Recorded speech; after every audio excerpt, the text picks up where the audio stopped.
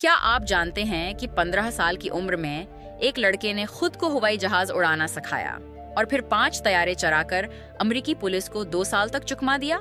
Colton हिर्समोर ने सिर्फ computer games और किताबों से पायलट बनना सीखा, फिर असल हवाई जहाज चराकर पैसिफिक के इलाके में क्रैश लैंडिंग करने लगा।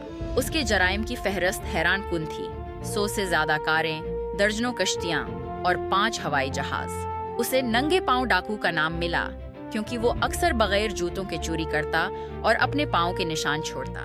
फेसबुक पर पुलिस का मजाक उड़ाता और जुर्म की जगहों पर पैगामात छोड़ता।